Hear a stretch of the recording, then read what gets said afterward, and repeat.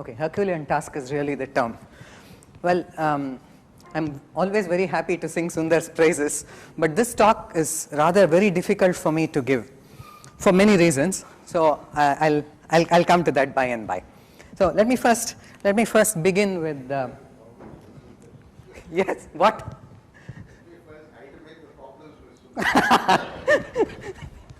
Okay, so let me first begin with a very brief academic biography of Sundar.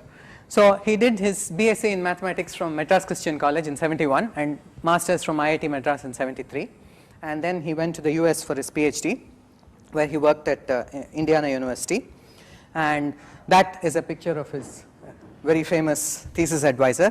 Most mathematicians will recognize it, Paul Halmos, and his thesis is titled Characterization Theorem for Integral Operators. Now, since then, so let's see, he has authored 1, 2, 3, 4, 5, 6 books, 69 papers, and directed 6 doctoral theses. And this is the volume of work that I am expected to cover in about an hour. Now, if you see very carefully, if you look very carefully at that slide, there is a little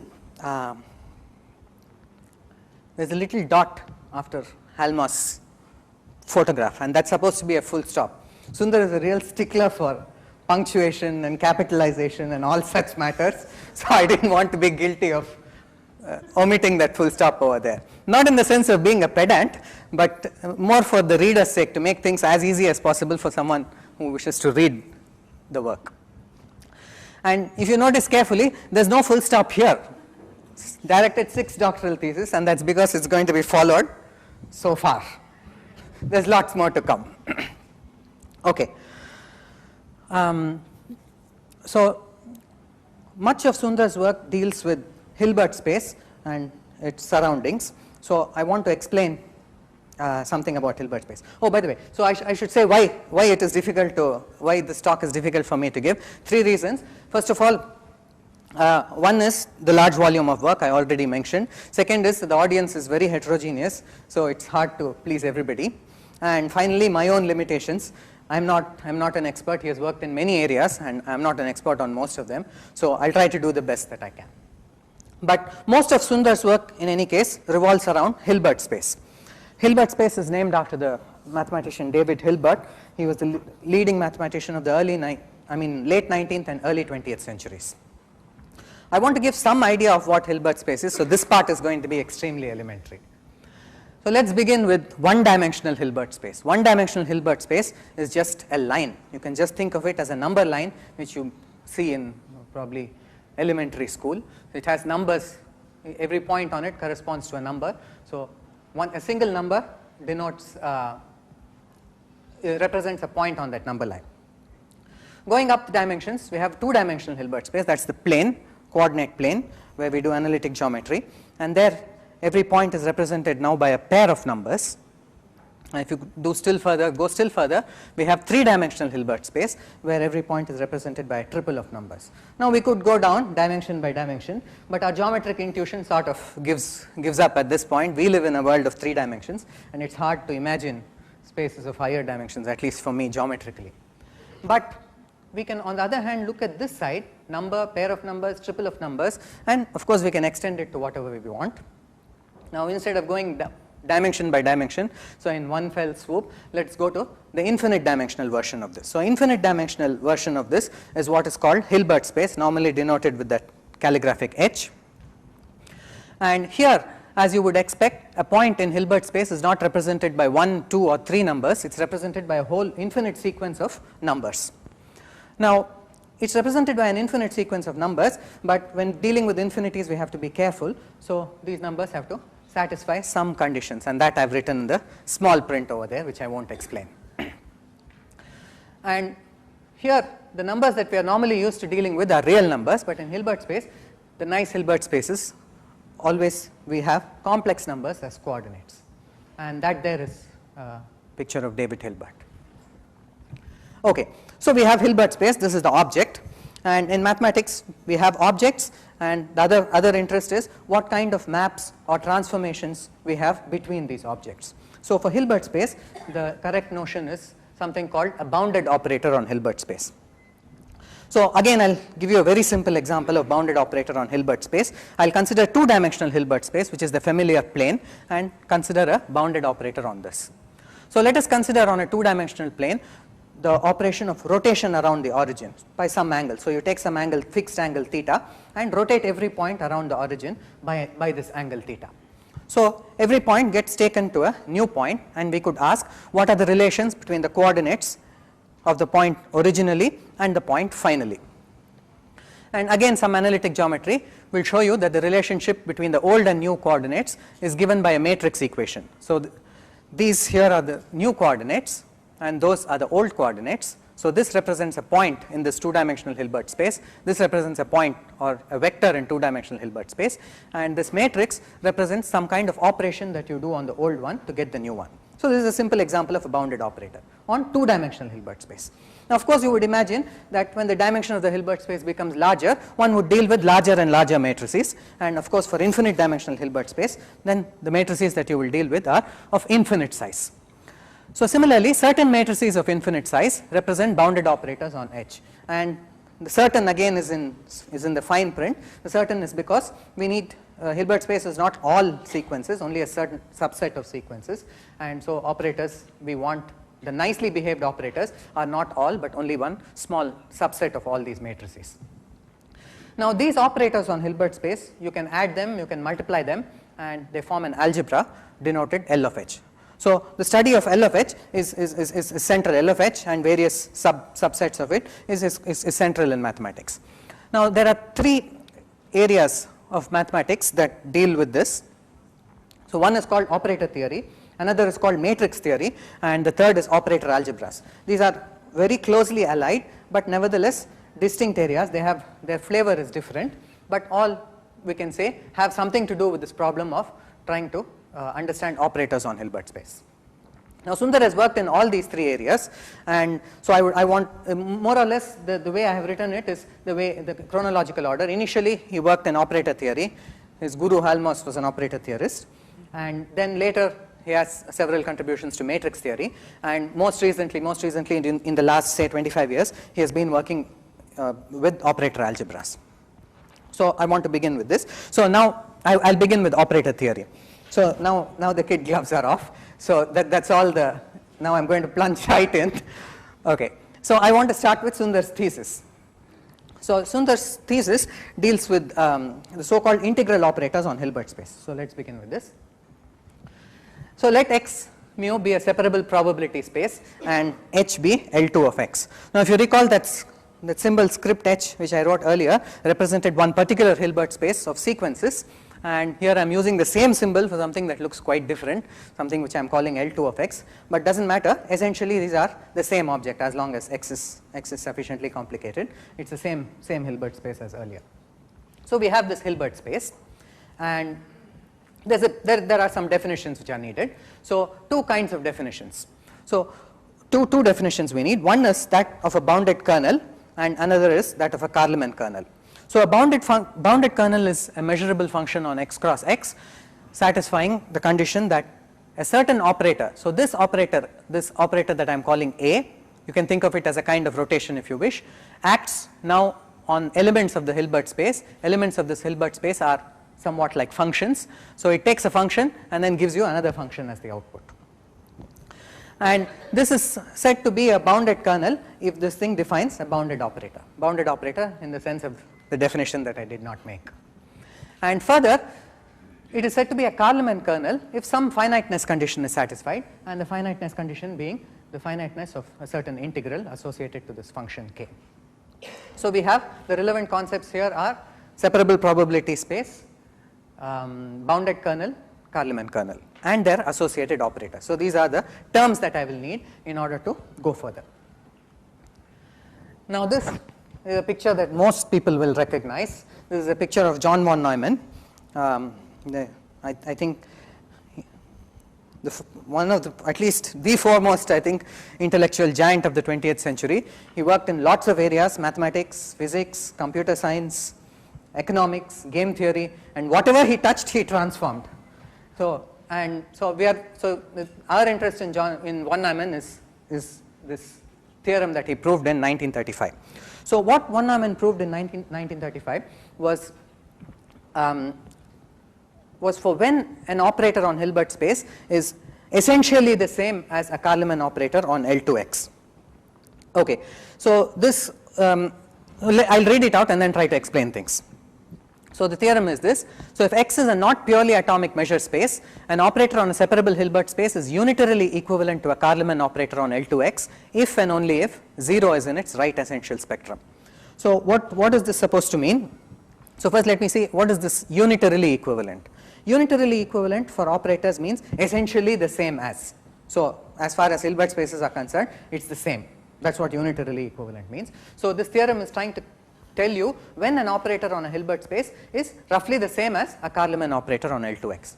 And von Neumann gives this condition, that is, this number 0 is in a set called the right essential spectrum of that operator. So Sundar's thesis generalizes this theorem. Okay. So what he proved in his thesis is the following. Again, under the same conditions on X, X is not any measure space, but with a very mild condition that it's not a purely atomic measure space. If X is a not purely atomic measure space, then So an operator is unitarily equivalent to an integral operator on L2x if and only if 0 is in its right essential spectrum. Now if you compare this with the theorem of von Neumann I wrote earlier, you will see that the condition is for both is the same, that is 0 is in the right essential spectrum. And here the conclusion is this is equivalent to something being equivalent to an integral operator, and there it was something equivalent to a unitarily equivalent to a Carleman operator. So a special case, so therefore this what Sundar's theorem therefore implies is that any integral operator on L2x for X of this kind is actually unitarily equivalent to a Carleman operator. And I'll just mention a few words about how Sundar proves this theorem. So associated to this measure space X, so we said there is a Hilbert space L2x, but there are also a whole host of other spaces called the LP spaces. These are not Hilbert spaces, but certain generalizations of them. So these are, sorry? Finite mu. Oh yeah, associate, X mu being a probability measure. So associated to X mu are a whole set of Banach spaces LP of X, and there is a natural inclusion mapping from L2 into L1 when mu is a finite measure. And so Sundar's observation is the following, his theorem. So if A is an integral operator on L2x, then the induced operator I circle A going from L2x to L1 is a compact operator. What this means is that if you take an operator, so this is something from L2x to L2x, and then regard it as going from L2 into L1, then this thing is that thing is the induced operator. The induced operator is a compact operator. So it gives you this condition must be satisfied for A to be an integral operator. And this, using this together with some very, very pleasant arguments, essentially will prove this theorem about 0 being in the right essential spectrum.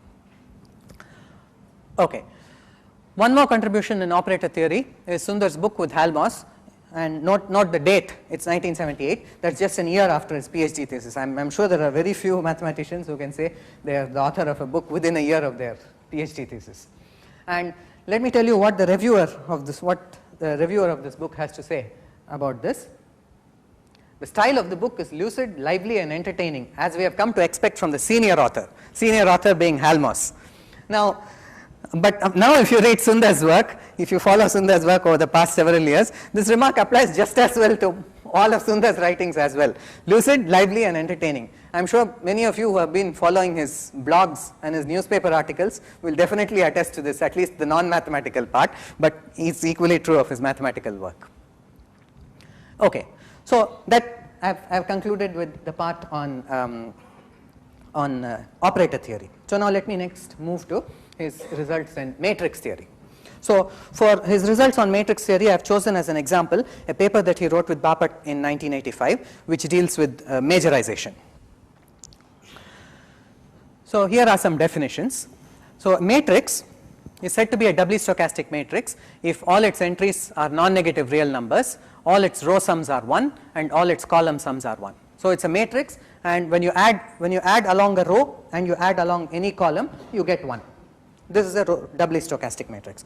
Of course, such a matrix necessarily is a square matrix, because you can add all the entries of the matrix, and if you add along the rows you will get the number of rows, if you add along the columns you will get the number of columns. So such a matrix is necessarily a square matrix.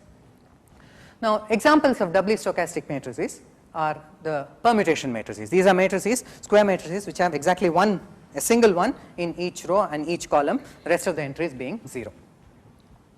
Okay, so this is a result of Birkhoff and von Neumann. Birkhoff proved it initially, and his proof was rather long, and von Neumann came along and gave a much simplified proof. It's now called the Birkhoff-von Neumann theorem, and this says that every doubly stochastic matrix is a convex linear combination of permutation matrices. Now I'm not going to explain what convex linear combination means. It roughly means, suppose you take 3 points, convex linear combination of 3 points is every point which lies in the triangle that they form. Or if you take 4 points in space, you can take the tetrahedron that they form, and every point in the tetrahedron is a convex linear combination of the 4 vertices. So in some sense, Birkhoff-von Neumann theorem tells you what are the extreme points of the set of all doubly stochastic matrices. Now one corollary of this, oh, by the way, I should say for this part of the talk, I have shamelessly plagiarized from a talk that Sundar gave last week here on majorization. So I've taken all this material from there. The Birkhoff-von Neumann theorem implies the following. If you take 2 vectors alpha and beta in Rn, this just means alpha is an n tuple of real numbers, beta is an n tuple of real numbers, then beta can be expressed as d times a for a doubly stochastic matrix D if and only if beta is a convex linear combination of various rearrangements of alpha. So alpha is just a set of numbers, alpha 1, alpha 2 up to alpha n. You can take all possible rearrangements of these numbers, each one gives you a vector, and then take convex linear combinations of this. The set that you get is exactly the set that you get by multiplying alpha with all possible doubly stochastic matrices. Okay, so now let me come to majorization as such. Okay, now one little more notation is needed. You take any real numbers alpha 1 up to alpha n and arrange them in decreasing order. When you arrange them in decreasing orders, may not be strictly decreasing, weakly decreasing order, let denote that vector by alpha down arrow. So alpha down arrow denotes a rearrangement of alpha as a decreasing sequence. And these 3 pictures will also be more generally familiar. So this is Hardy, G.H. Hardy, Littlewood and Polya. So Hardy, Littlewood and Polya, at least according to what Sundar said, proved the following theorem. So what they proved is that if you take alpha and beta in Rn, two conditions are equivalent. One is that the condition that we discussed earlier, that beta can be expressed as d times a for a doubly stochastic matrix D. And the second condition is a set of inequalities. This is a set of inequalities among the betas and involving the betas on one side, the alphas on the other side. There are n of them, and the last one is not really an inequality, it's an equality. There are n minus 1 inequalities, and 1, the sum of the betas should be equal to the sum of the alphas. These are conditions which are necessary and sufficient for beta to be of the form dA. This is due to Hardy, Littlewood and Polya, and this leads to a definition. A good theorem will lead to a good definition. And this, so if the equivalent conditions above hold, then beta is said to be majorized by alpha. So to say that beta is majorized by alpha tells you something about like beta is less than alpha in some sense, and the precise sense in which beta is less than alpha is expressed by these equations.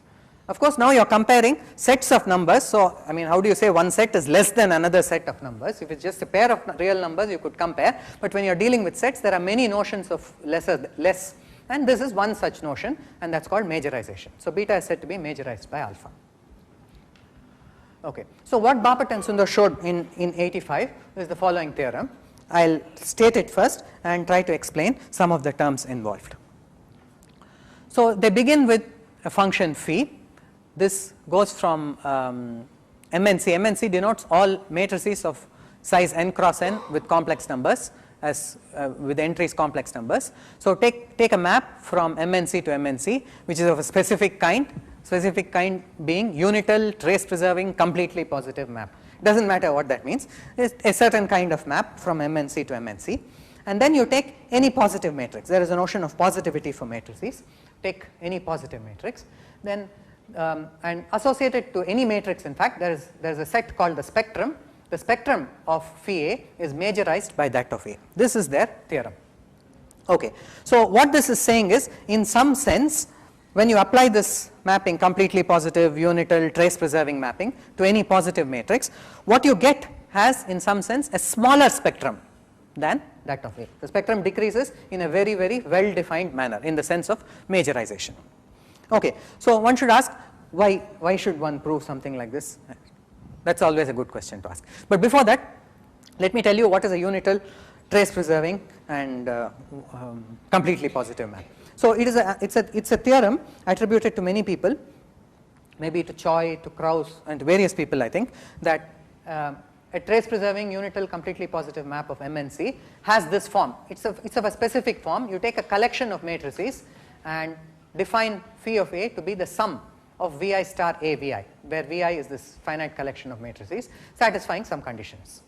So this is a very nice characterization. You see this nice characterization, you go from something totally general, this kind of definition, to something very, very concrete. So it gives you a very concrete representation for maps of that kind.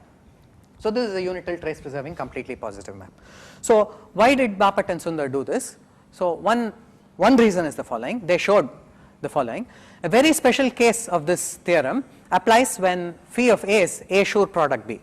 If A and B are two matrices, now there is a standard way you multiply matrices, and which we all learn, and there is also the simple minded way of multiplying matrices. You just multiply term by term. If you have two square matrices of the same size, you could just multiply them term by term. That is the simplest way of multiplying, and that is called the sure product. It also turns out to be important in some contexts.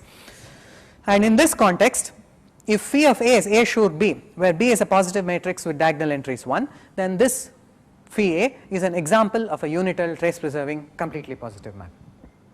And then a variant of this theorem, not quite this theorem, but a variant of this, they established a stronger form of a conjecture due to Marshall and Olkin. So let me not get into that. That is the application that they made of this result. This was in 85. But rather interestingly, now we have a new branch of science called quantum information theory, which deals with information and how you transmit it across quantum channels, and what does it mean to have good codings in the quantum sense, and various kinds of questions. So this subject stands at the intersection of mathematics, physics, and computer science. So in quantum information theory, there is a notion of something called a quantum channel, and a quantum channel is exactly the same thing as a unital trace preserving completely positive map. So that is what is the definition of a quantum channel. So what they proved much long ago is some result about quantum channels. So it conceivably has applications to quantum information theory. So what they have shown is when you take this operator A and pass it through a quantum channel, something decreases in some well defined sense. In the sense of majorization, the spectrum decreases. Okay. Yeah. So with that I will move from majorization to the third aspect of Sunderâ's work, and that is operator algebras, and that is what he has been working for quite a long time now. So again, the subject of operator algebras began with von Neumann. Well, not quite. He certainly made very, very significant contributions.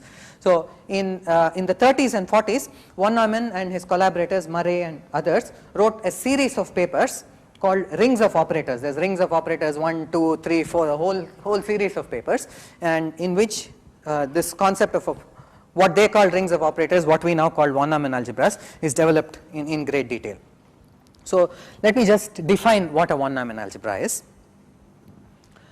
So we begin with a Hilbert space H, and then we take all bounded operators on H. That's what we said. They are the objects of interest, and this forms an algebra. And this algebra has other structures. It's what is called a star algebra. There is a notion of a star operation that you can do on this algebra. And a von Neumann algebra is a star subalgebra of this L of H. So it is a smaller object than this one, consists of certain elements of L of H, and satisfying some condition, and this condition is phrased as an analytic condition here. It's closed in the topology of pointwise convergence. So one of the initial things that von Neumann proved was that this is equivalent to a totally completely algebraic condition on such an algebra of operators, and that is his famous double commutant theorem. But let me not get into that. Okay, so this is a von Neumann algebra, and and here is Sundar's book on one-Neumann algebras. It's called An Invitation to One-Neumann Algebras. The title is taken from a similar book by Arveson, where it's called An Invitation to C-star algebra, and Sundar has an invitation to one-Neumann algebras. This appeared in 1986, and again, rather than me say things about it, let's see what a reviewer has to say. So here is what the reviewer says. So it does not consist merely of theorems, definitions, and exercises. It is rich in informal remarks and explanations. The author displays good taste in deciding when to give no proof and when to give a complete proof, and is really an invitation for a quick visit, and it's definitely worthwhile to accept the invitation to obtain an insight into the modern theory of operator algebras. That's what the reviewer says about this. Okay, let's see. So this appeared in 86, around the same time, maybe a little bit earlier, in the mid 80s or early 80s actually. So there was a big news in the world of operator algebras, and this began with the work of Vaughan Jones. So what Vaughan Jones showed was the following. He was considering one-Neumann algebras and certain special kinds. So he began with these one-Neumann algebras called 2-1 factors. So a 2-1 factor is a very, very special kind of one-Neumann algebra, and no full stop there, so it's going to continue. Infinite dimensional with trivial center and admitting a trace. So what do these things mean? So infinite dimensional of course means it is sufficiently complicated. With trivial center again means that it's very far from being a commutative algebra. It is a highly non-commutative algebra. And admitting a trace is a very interesting condition. So we know that if you have regular small algebras, finite dimensional matrix algebras, they all admit traces, and in that sense it is similar to a matrix algebra. It admits a trace. He then defined a subfactor to be an inclusion of 2-1 factors. You take n, which is a 2-1 factor, and m, which is a 2-1 factor, and suppose that n is contained in m, such the whole data is called a subfactor.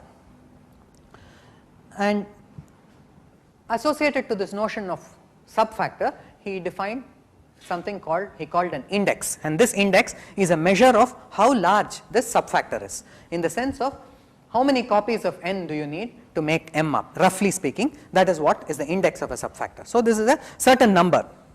Now, when Von Neumann defined his algebras, one of the things that really interested him a lot was this phenomenon of continuous dimensionality. So normally when we think about dimensions, we think about 1-dimensional, 2-dimensional, 3-dimensional, and so on. But what does it mean to have something which is 1.5-dimensional, or even worse, square root 2-dimensional? What are these objects? And in the theory of Von Neumann algebras, these occur in a very natural way.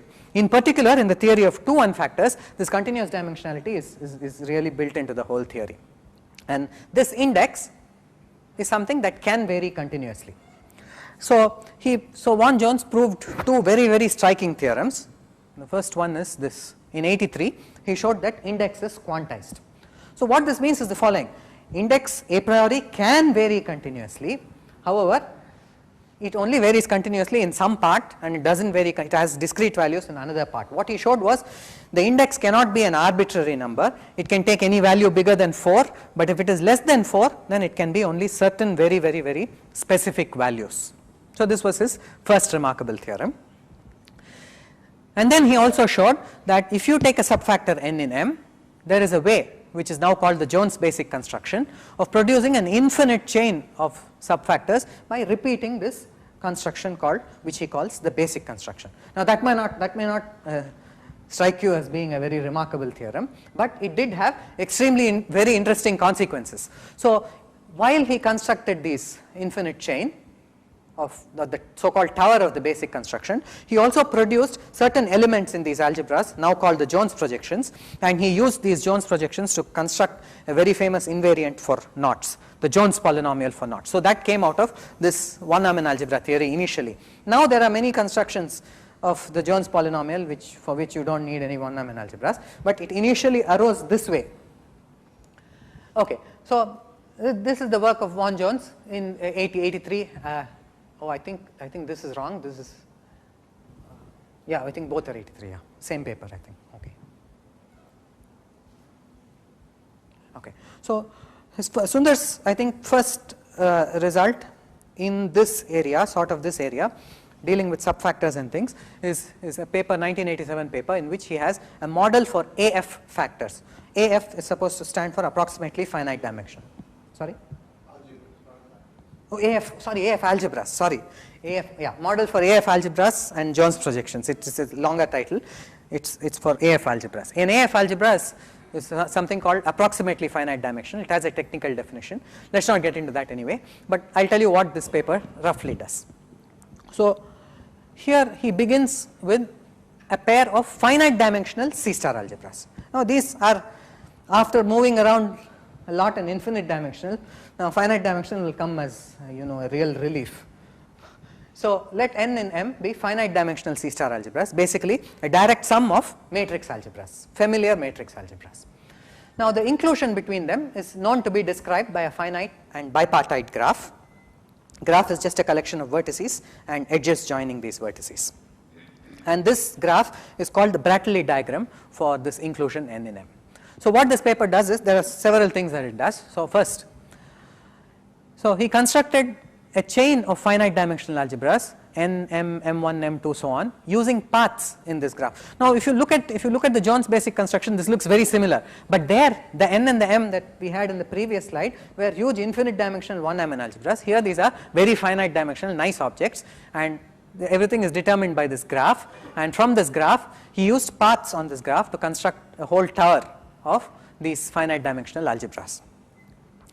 Then he showed that if this graph satisfies some mild technical conditions, then the union of all these algebras admits only one trace. There is a unique trace on the union of all of these n, m, m1. Take the union of all of these, that is also an algebra. That algebra admits a unique trace. Then he also described in these algebras projections En, and these projections satisfied exactly the same relations as did the Jones projections in Jones theory. And remember that those relations were the basis for the Jones polynomial and invariants for knots. And then he also showed that the index corresponds to the Perron-Frobenius eigenvalue. So index here, what does index refer to? Here these are just finite dimensional ones. The index was defined for 1-dimensional algebras. Here what index refers to is these algebraic relations have a parameter, and that parameter if you call the index, and that corresponds exactly to the Perron-Frobenius eigenvalue of this graph. The Perron-Frobenius eigenvalue is something that comes from a theorem of Perron and Frobenius. It is the largest positive eigenvalue of adjacency matrix associated to this thing. Okay, so that is one paper of Sunderâ dealing with this model for AF algebras. Then in the early 90s, Sunderâ defined this concept that he called a hypergroup. So I'm not going to define it precisely. A hypergroup roughly is a set, and this set has a function, set G, let's say, G cross G cross G into these non-negative integers. And this function is denoted alpha beta gamma goes to alpha tensor beta gamma. Now why is it denoted in this peculiar fashion? Now normally functions are not denoted this way, but this is denoted in this fashion for a reason. The places where it arises, this kind of notation makes perfect sense. Satisfying 4 conditions. One is called local finiteness, one is called associativity, one is called identity, one is called contragradient. There are 4 things I intended to write down here, then I realized that there is no need to write down. It is enough to know that these are these 4 conditions. Now if you look at these conditions, they should remind you of course of a group, right, as also the name hypergroup. So you can think of a hypergroup as a group on drugs or something. It's hyper. So associativity, identity and contragradient roughly correspond to associativity, identity and the inverse operation in a group. Not just groups, the duals of compact groups also form a hypergroup. So there are 2 classes which are both covered by this definition of a hypergroup. What does this have to do with 1-dimensional algebras? So this definition was made in order to prove the following theorem. So you take a 2-1 factor n, and then you take all these are a collection, I don't know what to say, isomorphism classes of bifinite irreducible nn bimodules. So these are certain objects that are associated with this 2-1 factor, and what Sunderâ showed was you can take these objects, you can sort of tensor them together, and out of various tensor decomposition rules you can actually get a hypergroup in the sense of this definition. So this was one thing. And another thing, using the Perron-Frobenius theorem, he showed that if a group if a hypergroup is finite, then it has a unique dimension function. There is a nice natural way to associate a positive real number to each one of its elements, satisfying natural conditions that you would want for when you would call something a dimension. Okay. Now, this theory of hypergroups was applied a little later.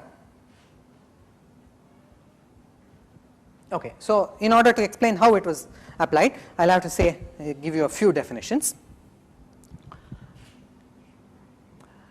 So, of course, we always would like to classify objects. So, now we have subfactors which we believe are interesting objects, and we would like to classify subfactors. Now, classifying subfactors, even if they are 2 on subfactors and even if they are a finite index, is a really impossible thing. It's a very difficult problem, and we don't really expect that it will get solved in any meaningful way. But we can try, and if we cannot classify something, at least you can try and attach invariants. We would like to be able to distinguish 2 things at least. That is the minimum thing that you want to do before you classify something. And one such invariant for subfactor is a pair of graphs associated to n in M. There are 2 graphs called the principal graphs. Sometimes one is called the principal graph and the other is called the dual graph. In any case, there are 2 graphs that are associated to a subfactor. So, what Sundar showed with his student Vijayarajan in 93 is the following theorem. He showed that certain graphs, and these graphs arise a lot in Lie theory, in various places these Coxeter graphs arise. So, he showed that these Coxeter graphs, these families of Coxeter graphs, Bn plus 1, D2n plus 1 and E7 are not principal graphs. Well, actually it is not B2n plus 1, but a slight modification, but roughly we may think of it as B2n plus 1. So, these Coxeter graphs are not principal graphs of any subfactor at all. Independently, this was also shown by Masaki Izumi in 91 and Kawaigashi in 95. This is one, the technique to prove this theorem used his notion of hypergroups. Then with Uma Krishnan, another student in 96, he showed the following theorem, and this uses something called biunitary permutation matrices. We have already encountered permutation matrices. Biunitary permutation matrices are matrices which are permutation matrices which are unitary in 2 different senses. With two different ways they are unitary. And from a biunitary permutation matrix, it is possible to construct a subfactor. And for this subfactor, one would like to see when 2 of them are the same or when 2 of them are different, or at least distinguish them.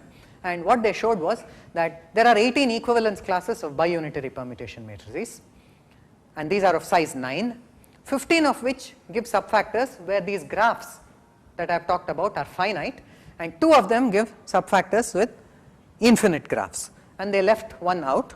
They could not decide the status of one, but I think later that was also shown to be infinite, right? The 18th case. I think the last one was also shown to, the 3 of them are infinite, but they did this. Okay. So now let's now see what was going on. So this was in 93, 96. So now let's see what's going on in 97. So in 97, so Jones and Sundar wrote this book, Introduction to Subfactors. Now let me use their own words to say something about this book. So they say the aim of this book is to give an introduction to some of the beautiful ideas and results which have been developed since the inception of the theory of subfactors by such mathematicians as Adrian Oceanu and Sorin Popa. And they succeeded to a very great extent in this. Now this book, most people who are working on subfactors will certainly have reason to use this book at one point or the other. For me, of course, it's a Bible.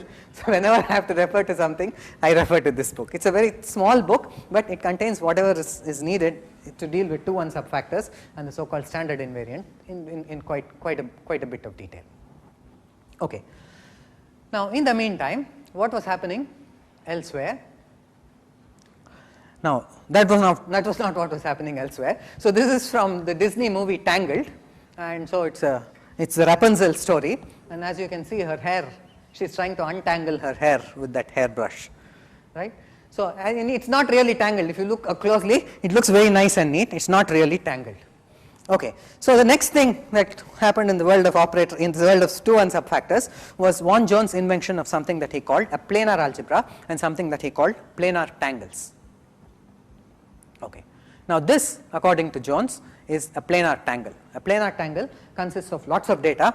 There is one big outside circle, there are some inside circles, then there are some strings, these red ones which we call strings, and lots of additional data which I am not bothered to say.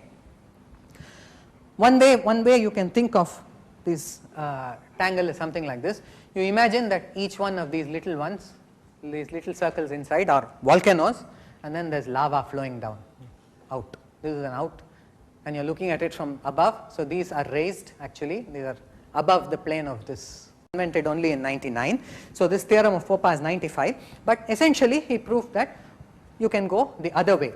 But this going one way and the other way is not in any way a correspondence between planar algebras and subfactors, but it's just that you can go from one to the other and from this backwards. Sometimes whether you go this way and that way, or that way and this way, makes a difference typically. Okay, but let me point out what is the really nice thing about this theorem.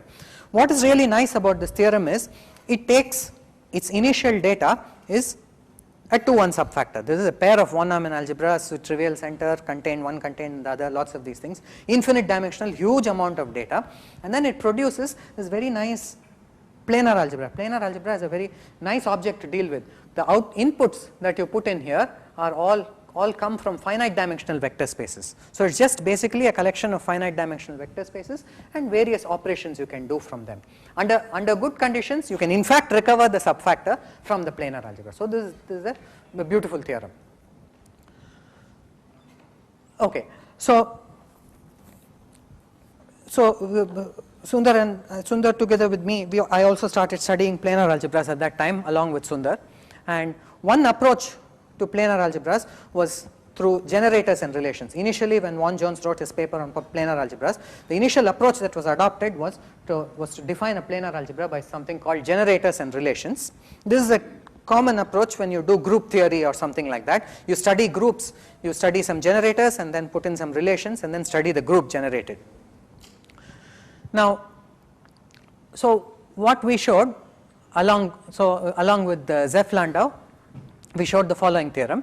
Associated to a finite dimensional Kac algebra H is a nice planar algebra PH with generators H in degree 2 and explicitly prescribed relations. So the existence of this planar algebra is not part of this theorem. Existence of the planar algebra follows from subfactor theory. Associated to this object called a finite dimensional Kac algebra is a subfactor, and associated to a subfactor, Jones has a planar algebra defined. So we know there is a planar algebra. But what we did in this paper was to take this planar algebra and remove subfactors from it. Essentially, we tried to describe this planar algebra without subfactors, just purely as a planar algebra. No subfactors, just generators and relations. Okay. Now, also in 2001, so Sundar wrote this book, and he's very generous about assigning credit. That's why my name appears there. Sundar gave a course on topological quantum field theories constructed from subfactors. I diligently took down the notes, and this book was the result.